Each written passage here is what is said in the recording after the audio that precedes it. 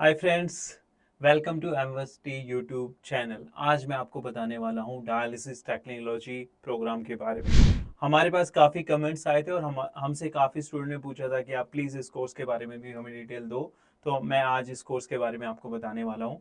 मैं आपको बताऊंगा कि एलिजिबिलिटी क्राइटेरिया क्या होता है, क्या क्या जॉब अपॉर्चुनिटीज़ अवेलेबल हैं, क्या स्टार्टिंग सैलरी होती है, इंडिया में टॉप एम्प्लॉयर कौन से हैं जो इस प्रोग्राम के स्टूडेंट्स को हायर करते हैं, उनको प्लेसमेंट अपॉर्चुनिटी देते हैं, साथ के साथ इंडिया से बाहर क्या अपॉर्चुनिटीज होती हैं।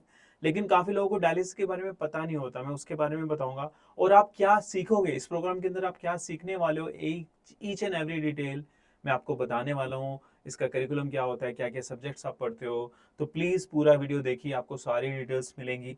और मीनवाइल अगर आपने हमारा चैनल सब्सक्राइब नहीं किया तो प्लीज उसको सब्सक्राइब कर दें और साथ के साथ हमारे वीडियो को लाइक भी करें। सो डायलिसिस के बारे में बात करते हैं। तो डायलिसिस हम परफॉर्म करते हैं जिनकी किडनी फंक्शन इम्पेयर हो जाते हैं, किडनी फंक्शन काम करना बंद कर देते हैं। और ऐसा तब होता है जब किडनी की कोई डिजीज हो जाती है। सो दो तरह की डिजीज होती है, एक है एक्यूट और एक होती है क्रोनिक। सो मैं बात करता हूँ एक्यूट रेनल फेलियर, जिसको रेनल को हम किडनी को हम रेनल भी कहते हैं, और होता है chronic. So acute and chronic. So kidney या तो एक्यूट होगी, मतलब अचानक फेल हो जाएगी, या over the period of years वो धीरे धीरे डैमेज होती रहेगी और अचानक एकदम से जवाब दे देगी। ओके। एक्यूट तब होता है जब किसी को सीवियर इन्फेक्शन हो जाए, बॉडी में कोई सेप्टिसीमिया हो जाए, कोई ड्रग टॉक्सिसिटी हो जाए, या फिर गन शॉट वुंड हुआ है, या एक्सीडेंट ब्लड लॉस हो गया, बहुत सारा ब्लड लॉस हो चुका है, तब अचानक किडनी फेल हो जाती है। ये रिवर्सेबल है, ये डैमेज हम कंट्रोल कर लेते हैं, मैनेज कर लेते हैं। अगर वो टाइमली पहुंच जाए, डायलिसिस करके उसको एक्यूरेट कर देते हैं। जहां हम बात करते हैं क्रोनिक की, over the period of time patient अपने टेस्ट रिपीट टाइमली नहीं करवाता है, किडनी फंक्शन टेस्ट नहीं देखता है, धीरे धीरे किडनी डैमेज हो जाती है। तो सबसे जो कॉमन डिजीज है जो किडनी को डैमेज करती है, वन इज, सुना है फ्रेंड्स आपने इसके बारे में, डायबिटीज, शुगर लेवल हाई हो जाना। और सेकंड है बीपी, जिसको हम बोलते हैं ब्लड प्रेशर। अब ब्लड प्रेशर कम की बात नहीं कर रहा हूं मैं, ब्लड प्रेशर बढ़ा हुआ, हाई ब्लड प्रेशर की बात कर रहा हूँ। So India is the hub of these two disease. World में सबसे ज्यादा मरीज इंडिया में है डायबिटीज और हाई ब्लड प्रेशर के। और काफी मरीज जिनकी शुगर की दिक्कत है, बीपी की दिक्कत है, कुछ टाइम के बाद दवाई खाना बंद कर देते हैं, डोजेस सही से नहीं लेते हैं, या उनको लगता है कि अब क्या करें, इतने साल हो गए, मैं परेशान हो चुका हूँ, जो होता देखा जाएगा, वो दवाई लेना बंद कर देते हैं, या वो सही से कंट्रोल नहीं कर पाते अपने डिजीज को। जैसा हो जाता है कई बार। ओके। सही गाइडेंस नहीं होती, सही डाइट नहीं लेते हैं, और वो निग्लेक्ट कर देते हैं। लेकिन ये दोनों ही डिजीज धीरे धीरे किडनी के ऊपर डैमेज करती रहती है और किडनी एक दिन अचानक फेल हो जाती है। ये डैमेज धीरे धीरे स्टार्ट होता है, और किडनी के जो सेल्स हैं, जिसको हम नेफ्रॉन कहते हैं, जो कि पूरा किडनी का फंक्शन मेंटेन करता है। और किडनी का फंक्शन क्या होता है? एक्सेसिव फ्लूइड को बाहर निकालना बॉडी से थ्रू यूरिन, टॉक्सिक उनको रिमूव करना, इलेक्ट्रोलाइट बैलेंस को मेंटेन करना, बॉडी का इक्विलिब्रियम मेंटेन करना, हेमोस्टेसिस मेंटेन करना। ये सारे फंक्शन किडनी के होते हैं। लेकिन अगर किडनी ही डैमेज हो जाएगी तो ये चीजें नहीं हो पाएंगी। अब किडनी अचानक क्रोनिक कैसे बन जाती है डिजीज के अंदर, कि मान लो हम किडनी को एक बिल्डिंग से रेप्लिकेट करते हैं कि एक बिल्डिंग में 100 वर्कर काम कर रहे हैं, जैसे किडनी में लेट्स से कि बहुत सारे रेफरेंस हैं, मिलियंस के अंदर आते हैं, लेकिन वहां पे मैं 100 की परसेंटेज लेके चलता हूँ। अगर 100 वर्कर काम कर रहे हैं और 20 छुट्टी पे आ गए, तो 80% ऑफ स्टाफ, 80 वर्कर उसका काम अपने ऊपर ले लेंगे। ऐसे ही किडनी में अगर 20% नेफ्रॉन्स फेल हो चुके तो 80% उसका काम स्टार्ट कर देंगे। बिल्डिंग का काम चल रहा था 80 की जगह, अब 60 लोग काम कर रहे हैं, 40 लोग छुट्टी में, तो 60 लोग उनका ओवर टाइम कर रहे हैं। 50 है तो 50 उसका ओवर टाइम कर रहे हैं। तो वो क्या करते हैं, कंपोसेंट करते रहते हैं दूसरे के लिए, और वो ओवरलोड लेते रहते हैं, काम करते रहते हैं, लेकिन पेशेंट के कोई साइन सिम्टम दिखाई नहीं देते क्योंकि वो ब्लड टेस्ट नहीं कर रहा है। ओके। अब होता क्या है, जब 20-30% ही सेल्स बच जाते हैं, तब जाके बॉडी अलार्म करती है, तब जाके उनको पता चलता है कि किडनी अब खत्म हो चुकी है, हमारे पास कोई सोल्यूशन नहीं बचा है, अब तो हमें डायलिसिस ही करवानी पड़ेगी, और कोई ऑप्शन लेफ्ट ही नहीं है, या फिर किडनी को ट्रांसप्लांट करवाना पड़ेगा। सो फ्रेंड्स, इस प्रोग्राम को करने के लिए जो एलिजिबिलिटी क्राइटेरिया होता है वो क्या है? 10+2 any stream. Any stream is arts commerce वाले भी इसको कर सकते हैं। अगर साइंस नहीं लिए और आप सोचते थे कि आपको अपने लिए हेल्थ केयर में कोई जॉब नहीं दिखती है, आप हेल्थ केयर में फिट नहीं हो पाएंगे, ऐसा नहीं है। नॉन साइंस स्टूडेंट भी इस प्रोग्राम को कर सकते हैं। इंडिया और इंडिया के बाहर भी बहुत सारी अपॉर्चुनिटीज रहती हैं, तो ये आपके लिए बेस्ट प्रोग्राम है। साइंस वालों के लिए भी बेस्ट है, वो भी कर सकते हैं, लेकिन ये सबके लिए ओपन है। 3 इयर्स एंड 4 इयर्स की डिग्री होती है। एम्बेसिडी भी ये डिग्री प्रोवाइड करता है, दोनों डिग्री प्रोवाइड करता है। बीएससी प्रोग्राम 4 इयर्स का भी होता है। 3 इयर्स की हमारी बैचलर इन वोकेशनल डिग्री होती है, जो कि एक पेड इंटर्नशिप भी प्रोवाइड करती है, जहाँ पे लर्निंग स्मार्ट होती है और बच्चों को सेकेंड ईयर से पेड इंटर्नशिप भी मिलती है, स्टाइपेंड भी मिलता है, जिसमें वो अपनी एजुकेशन के साथ अर्न भी कर सकते हैं। इस प्रोग्राम में पढ़ते क्या हुआ, पहले वो बात करते हैं। ह्यूमन एनाटॉमी एंड फिजियोलॉजी तो सब पढ़ते हैं, साथ के साथ ये डिटेल में रेनल एनाटॉमी एंड फिजियोलॉजी पढ़ते हैं, किडनी को डिटेल्स में पढ़ते हैं। किडनी डिजीज मैंने आपको बताया 2 तरह की होती है ना, एक्यूट एंड क्रोनिक, उसको डिटेल में पढ़ेंगे। रेनल रिप्लेसमेंट थेरेपी 4 होती हैं वैसे, लेकिन सबसे ज़्यादा जो कॉमनली यूज की ट्रीटमेंट किए जाते हैं वो होता है haemodialysis and second one is peritoneal.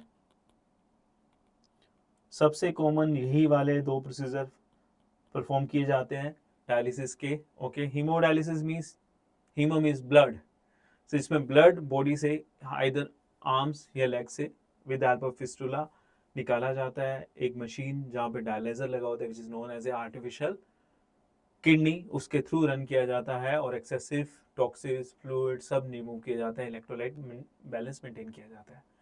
Second thing, peritoneal में क्या होता है, जितने भी हमारे ऑर्गन्स हैं यहाँ, एब्डोमिनल कैविटी, पेट की मैं बात करूँ, जितने भी ऑर्गन है, stomach, liver, kidney, then spleen and all everything, ये सब एक मेम्ब्रेन के अंदर होता है, इसको पेरिटोनियम कहते हैं। इसके थ्रू ये प्रोसीजर किया जाता है। ये घर पे भी करते हैं काफ़ी पेशेंट, तो वहाँ पे भी कुछ लोग खुद ट्रेन हो जाते हैं over the period of time, लेकिन टेक्नीशियन वहाँ भी जाके ये परफॉर्म करते हैं। तो इन दोनों के बारे में उनको डिटेल में प्रैक्टिस करवाई जाती है। टाइप्स ऑफ डायलिसिस ये आ गई हैं। Patient safety and patient care बहुत इंपॉर्टेंट है।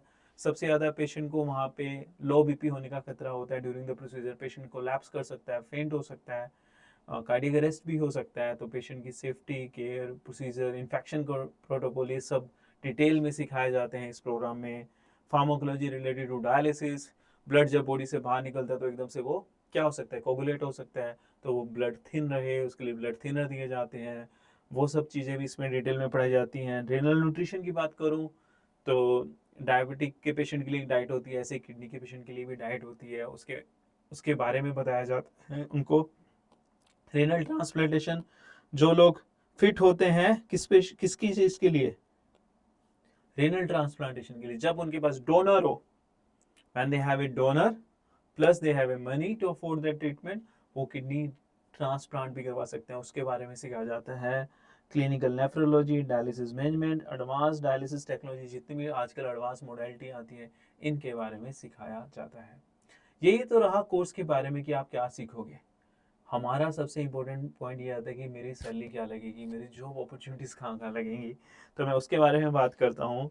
तो पहली बात है कि जो सैलरी रेंज इंडिया में स्टार्ट होती है 2.5 लाख से 4 लाख होती है, लेकिन अगर आप एमवर्सिटी से प्रोग्राम करते हो तो सेकेंड ईयर ऑनवर्ड्स आप कमाना शुरू कर सकते हो, और अगले 2 साल के अंदर आप 1.8 लाख तक ड्यूरिंग इंटर्नशिप अर्न कर सकते हो ईजिली।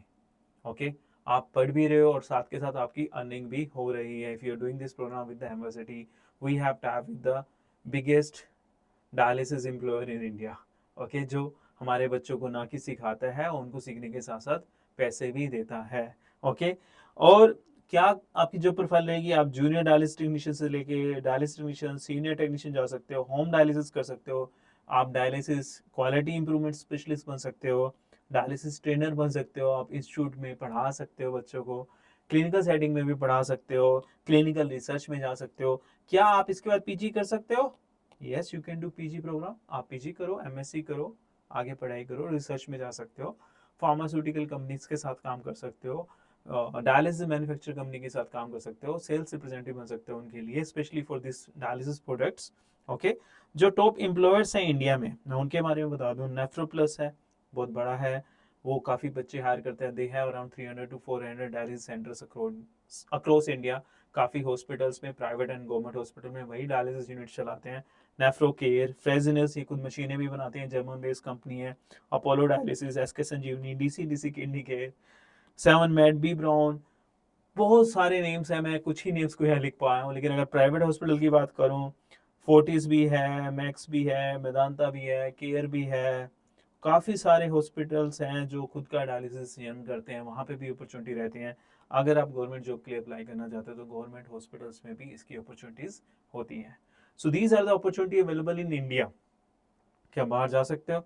यस, गल्फ कंट्री में जा सकते हो, दुबई में, which is in UAE Dubai, okay, यहाँ अवेलेबल है, बहरीन में है, देन सऊदी में भी है, लाइक काफ़ी जगह है। आप यूके के लिए अप्लाई कर सकते हो, यूरोपियन कंट्री के लिए भी अप्लाई कर सकते हो।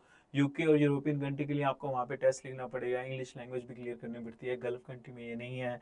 इंडिया में आप 2.5 लाख से 4 लाख तक अर्न कर रहे थे, यहाँ पे अगर आप देखोगे तो ईजिली 2 लाख तक की तो मंथली सैलरी ही मिल जाती है, वहाँ पूरे साल में इतना अर्न कर रहे थे। तो ये अपॉर्चुनिटीज़ वहाँ पे भी अवेलेबल रहती है। सो फ्रेंड्स, अगर आप सोच रहे हो कि ये डायलिसिस प्रोग्राम आपको करना चाहिए, कि आपको हेल्थ केयर में जॉब मिलेंगी, यस, बहुत सारी अपॉर्चुनिटी हैं, लेकिन आपको स्किल सेट सीखना पड़ेगा, मेहनत करनी पड़ेगी। जो लोग अच्छे से सीखते हैं, परफॉर्म करते हैं प्रोसीजर, पेशेंट का ध्यान रखते हैं, उन्हीं के लिए जॉब अपॉर्चुनिटीज़ होती हैं। और वो हेल्प करने के लिए एम्बेसिडी है, जो आपको हेल्प करेगा, आपको एजुकेट करेगा, आपकी पूरी ट्रेनिंग का ध्यान रखेगा। और एन एजुकेशन दैट अर्न्स, मतलब आप पढ़ाई के साथ साथ कमा भी सकते हो। सेकेंड ईयर ऑनवर्ड्स आपको स्टाइपेंड मिलना स्टार्ट हो जाता है, जिसमें कि आप अपना एजुकेशन लोन भी कवर कर सकते हो, साथ के साथ आप अपने पेरेंट्स को सपोर्ट भी कर सकते हो। ओके, सो फ्रेंड्स, आपको ये वीडियो कैसा लगा प्लीज़ कमेंट्स में लिखिए, और आप नेक्स्ट वीडियो हमसे क्या एक्सपेक्ट करते हैं प्लीज़ वो भी लिखिए, कि हम उसके ऊपर भी वीडियो बनाएंगे। And thanks for watching this video.